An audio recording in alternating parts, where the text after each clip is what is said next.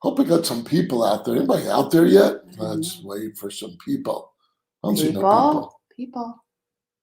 All right. Bye. Anyway, you ever think that everyone around you is a jerk and you don't think so? Well, maybe the joke is on you guys. And this week we're going to be talking about, are you really a jerk or not?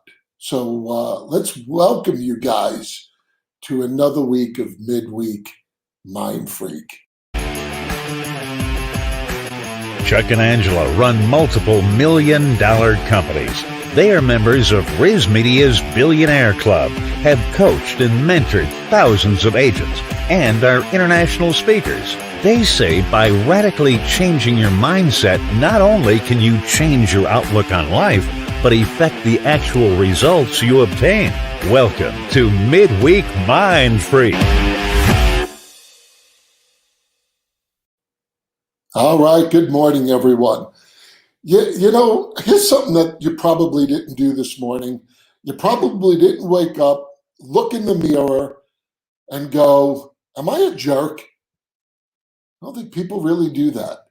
But that might be some things that maybe some of you should be doing and really asking yourself. You know, last night we saw a great movie. It was great. That was a great movie. I believe Jeremy Camp. Jeremy Camp movie. If you haven't seen that movie, that is a... Yeah, it was awesome. Actually, thank you, Sister Debbie. Sister Debbie. Sister Debbie. She's a nun. As opposed to my other... She's a nun. Nun. Yeah. She's a nun, yeah. Anyway, great movie. And the reason why I just brought that movie up is that Jeremy Camp in that movie, when you watch that, boy, is it powerful. Mm-hmm. He is the complete opposite of a jerk. Mm-hmm. Really, truly amazing. So anyway, we're going to be talking about, are you a jerk? You know, there are genuine jerks in this world, like people that go through life that really fit in every category of being a jerk, but they have such a high moral opinion of themselves. They're the ones that pretty much go, that's not me. Everybody out there is a jerk. Oh, no. I'm thinking of people. Uh-oh. Is it me? No. Maybe. Mm-mm. Anyway, we all have our moments. Everyone's got our moments. Nobody's perfect. Mm-hmm. There are going to be times that you could be a jerk. We're going to be a jerk. I mean, I can honestly say I really do. I really do. I mean, I don't look in the mirror and go, are you a jerk? But I really do reflect. I reflect on my day. I reflect on my life. And I don't want to be one of those people that just overall truly is a jerk. But like I said, we all have our moments. It's okay to be a jerk sometime. We're all human beings. So we're going to talk about that. But nothing, I'm smiling. You're laughing. You weren't smiling. Was she laughing or smiling? Let's see. See what people are going to tell us. Anyway, what is a jerk? So if you really think about it, what boils down making someone a jerk? Someone who's not considerate of other people's feelings. Someone who's self-centered all the time, is only concerned about themselves. They treat people badly, whether it be physically or verbally. You know, some people always think the physical aspect, verbal. And right now, Facebook, you could verbally treat people like shit on Facebook. It's like a jerk breeding ground right now. It is like a jerk breeding ground. And we all say that, but are you one of the jerks that are on that breeding ground? Catch yourself. That don't contribute into what a lot of is going on in the world. So anyway, there's simple ways to tell if you're a jerk, and we're going to go over those today and talk about them. And maybe we'll have a lot less jerks in the world after this terrific Midweek MindFreak. Well, I have to admit that it was really convicting to go over some of these points because, like Chuck said before, you're a jerk sometimes, for sure, at the very least. But we just want to help you not be a full-time jerk, right? So the first thing that might tell you that you might be a jerk if You like it when people fail. Like you get pleasure out of seeing people fail. I tap. And furthermore, not only do you rejoice in people's failures, but you also use intimidation to try to get ahead. Yeah. Now, is that all the time? Like, could you be like that sometimes? Like I said, I think that all of these points, you probably can point to a time in your life, or maybe yesterday, or this morning maybe, where you showed some of these characteristics. The point is to convict you enough to pay attention and notice those things so you don't continue down that same path. I will have to tell you, I really reflected back. There was a whole long part of my life where I was a complete jerk. That's for sure. Complete. You didn't know me then. Oh yeah, a little bit. Yeah, I did. Just a little.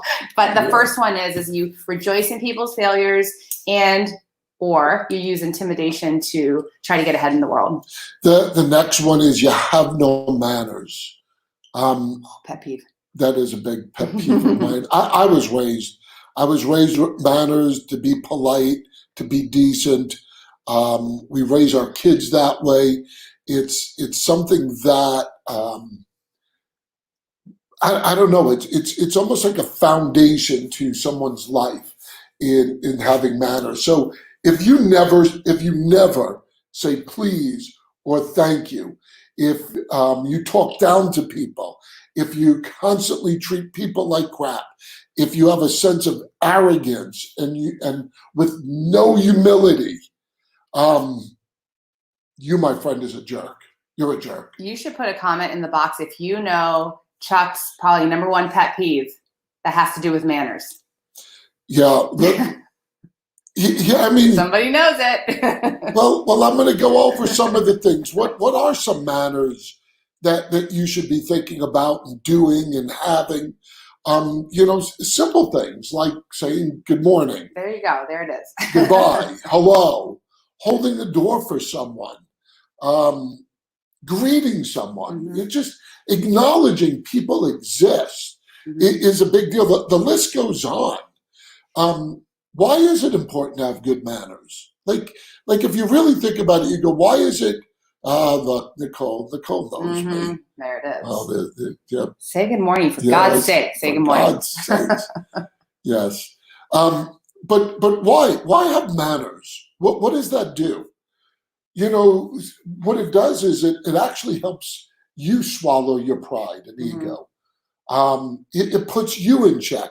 Another thing it does, especially if you're in sales, it actually makes you stand out.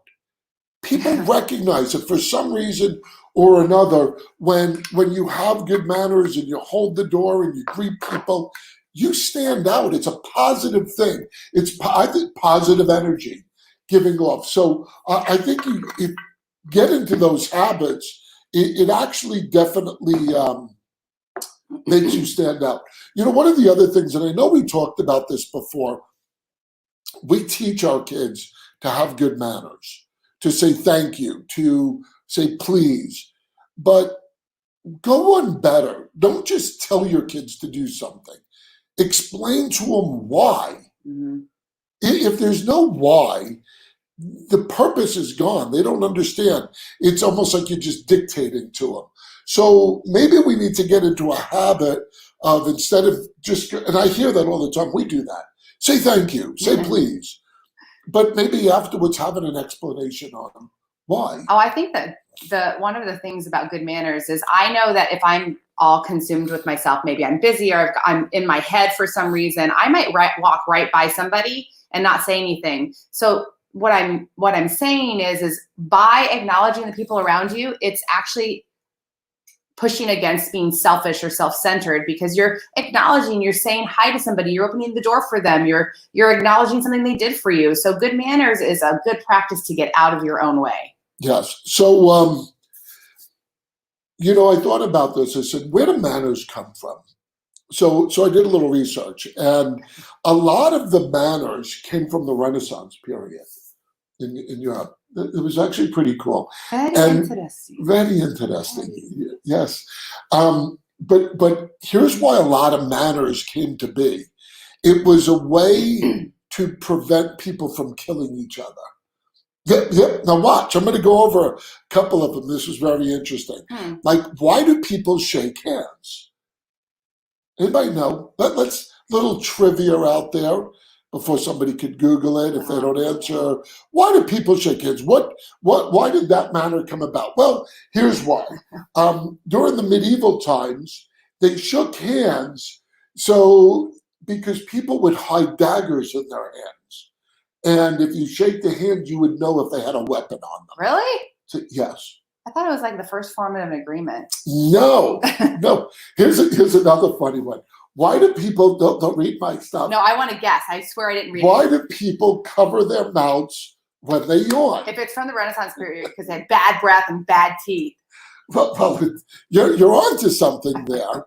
Wait, maybe somebody's going to chime in. Yeah, well, all right. You got it a little too late. Maybe there's a delay, so we should There is wait a little little. delay. But Yeah. good. That was a good one. That's why I shake Adam's hand all the time. No. That was good.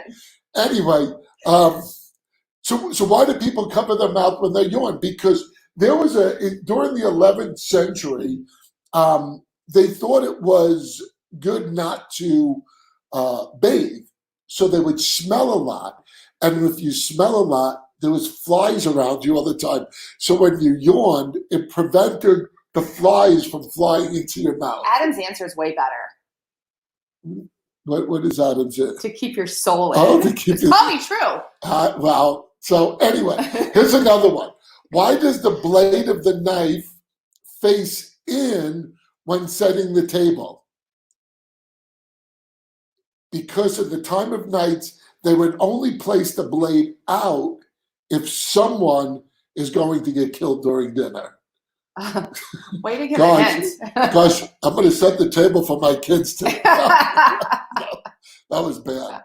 Here's one last one I'm going to give you on manners. Why do they clink the glasses when they make a toast? Remember, a lot of this was during the Renaissance time. Anybody have? Why do they clink the glasses when they make a toast? To test the quality of the glasses? Nope. Because there was a big problem of people poisoning people's drinks. So they figured if they clinked it hard enough, the liquid fall into the other person's glass. So if they were the one poisoning them, all of us, they wouldn't drink. Yeah, I don't know if that's true. Crazy stuff. Yes, true stuff. True stuff, because Google said that. Yeah, of course. So All right, so manners are important. manners are No manners. life or equals death situations. Don't swallow flies. jerk. I have swallowed bugs before Yes, all the time when we go on walks. on our walks. Yeah. Good. Okay, so the next hint that you might be a jerk is, do you approach a task and then when you go to, let's say it's your job or anything really, and then you go to describe it and you make it sound way more complicated than it actually is. Like when you describe the work you did or what you had to do to get there, you just make it sound super hard in order to make yourself look better or to hide the fact that you're lazy. That's a jerk, especially Ooh. if you're an employee. Wow. That is a jerk. That's as good as stealing time, because you're making something, instead of just progressing in the simplest, most effective manner to get something done, you need to make it all complicated to make yourself look better. That's a jerk. Yeah, here's another one. It's never your fault. Ever. It's That never is your fault. Ugly. We all make mistakes, guys. I got it. Everyone screws up once in a while. Everyone, apart from you, because you may be that jerk. You see, guys, it's such a negative overtone when you're around people that are constantly blaming other people, constantly pointing the finger. They screwed up. My life is messed up because of them. Woe is me type of thing.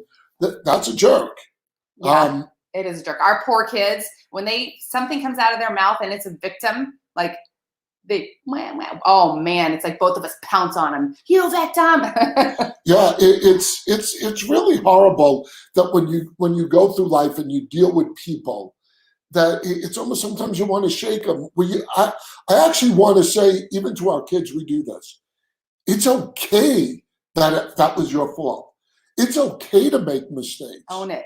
Own it. You know, it gives you so much more character when you own it. And that's the other thing that we talk about, that, and especially adults, that when you don't own it and everybody else sees it, do you realize how bad that makes it look? Oh. It's like we say that all the time, that you're actually making yourself look worse. Do you even realize how much of a jerk you look like? Yeah. So, you know what? We're not trying to be mean. We're just trying to sit and go, look, guys, if you're truly a jerk, a class A jerk all the time, you're not going to hear any of this anyway. Yeah, it's so true. You know, the one thing that I will interrupt and say for this one is the opposite side of the spectrum is also just as jerky. Like, you constantly drop the ball, you constantly make mistakes, you constantly don't follow up, and you're like, oh, my fault. You know, my fault. I dropped the ball. It's almost disingenuous when it gets so persistent that it's obviously you don't really care. You're not gonna call me back, and you're gonna say later it's your fault. It's just disingenuous. Yeah, and what it does is it's a great way of putting it, disingenuous. Nobody trusts you. Mm-hmm. You know, those type of people keep an eye on them because they watch their moves, because they don't trust them. So we're not really saying putting anybody down. We're trying to help. I always look to grow. I truly, I mean, we say it all the time. I go, let me know if I'm a jerk. Mm-hmm. And I do know I'm a jerk sometimes, and I just don't want to be that jerk. And one of obviously our main reasons is because I want to sit and glorify God in everything we do. Yeah. And yeah, we're sinners and we're saved by grace, but I just don't want to be that person that someone goes, they're a jerk all the time. Yeah, when the phone rings and your name pops up, does everyone go, ugh? Oh, gosh. That's tough. So, I have one more. yes. Can I go? You can go. Okay. I hope you guys can't hear my stomach growling. It's so loud. But the last one is if you constantly have to tell everyone how good you are, and you're like, you have to just, I'm such a good person. I'm really a good person. And if you take credit for other people's successes, like, they might not know if I just take credit for that, or you just always try to build yourself up. You mean someone who says, I'm the one who thought of that. Yeah, like, sometimes I'm a jerk, but that's because of my shitty memory. Sometimes I really think it's my idea. And I think actually it is, but he just takes advantage of my bad memory. Who knows?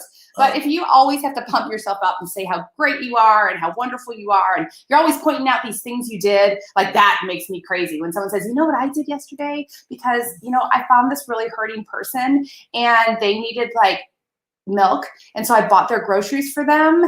Oh, yeah. Like, when they have to announce everything good they ever do. You're probably a jerk. That's really kind of jerky to do. Do it out of the goodness of your heart. Yeah, I mean, I like that people do really nice things, but I do agree that you don't have to announce it. You know, the Bible actually talks about that. Mm-hmm. That we're not supposed to sit and blow the trumpets every time we. Do you blow trumpets? Do it. Yeah. Am I like my trumpet? So, you know, I know Allison posted this one before. Yeah, they're mostly useless.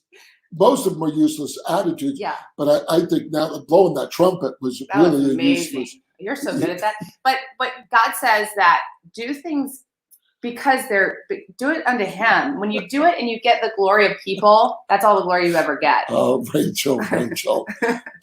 Yes. You're a funny girl, Rachel. I want a pretty sideways picture like that of myself. It's so pretty. Anyway, you don't, if you're probably a jerk, by the way, you're probably a jerk if you. Yep, she's krilling it all right, David. You're probably a jerk if you think you're never a jerk. If you think you are never a jerk, it's a telltale sign you are a jerk. Yes. Mm-hmm. So anyway, we hope you guys got some of that out of there. You know, and look, we're not going to change the world, but I will tell you, what we're seeing out there is hard. And I know we joke around and laugh. And once again, we're not looking to put nobody down at being a jerk. But I think that if more people, if they understood that they were jerks and really processed, they'd be less of one. Mm-hmm. And I think if everyone could be a little less of a jerk, A little less jerky. we would see such a difference. Because one of the other things I know we didn't really mention is a jerk is someone who doesn't value someone else's opinion. Mm. And we're seeing so much of that lately. Look, I'm not saying you could agree with what they're doing. I'm not saying you should be in agreement with everything they do, but it's their opinion.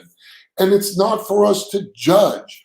And especially, I'm going to appeal to you Christians out there, because boy, am I seeing so much of people throwing scripture at each other, especially at other Christians, going, this is why you shouldn't think this way, read this scripture. This is why you shouldn't think this way. And they start to use scripture as a weapon. Mm-hmm. Scripture was never intended as a weapon. And to convict you, yes, but not to be a weapon. But not to convict each other. Right. That is not your job. And here's all I could say. If you want to just pull in scripture, you just leave it at the biggest commandment: love one another. Mm-hmm. And loving someone is actually respecting their opinion. We live in a society that not only do we don't respect their opinion, but if we can't convert their opinion, we trash them and beat them down. Mm-hmm. Oh my gosh, I'm going to tell you. And you know what? Sometimes I can feel myself getting worked up. And that's what I'm trying to say is, if we could understand that we're all jerks at some level. Yeah. We can do something about it. Change the way we live a little bit. I do have some really good news today. Oh, let me share hear with the your world. good news. Oh, that's right. There is both of my daughters. Yes. It's their birthday. Both of them. One's turning 14 and one's turning 29. 29. Are you allowed to say that? Cannot believe I have a daughter that's 29. She's so pretty too. And both with a beautiful granddaughter. And one on the way. One on the way. So happy birthday, both of my daughters. Neither of them will watch, probably. My 29 will always be my little girl. She always will be. You're a rocker like a little baby? Yeah, a little baby. Sometimes I want to rock her. No. So, yes, Steve, the answer is always love. And I agree with you. So, hey, guys, we're always looking for partners. We're mentoring agents all over the country, and we're growing like wildfire. It is just incredible what we're doing. If you are in real estate and you're struggling and you want a better way of doing things and help, we're here for you. Just reach out. We just, even if it's just analyzing your business and helping you out, we have been blessed in the industry, and we love helping people and changing agents' lives. That's what we do. We're excited about the journey. Guys, you have a great week, and God bless you guys. And we're thankful that you come on here. Thanks for watching. Bye.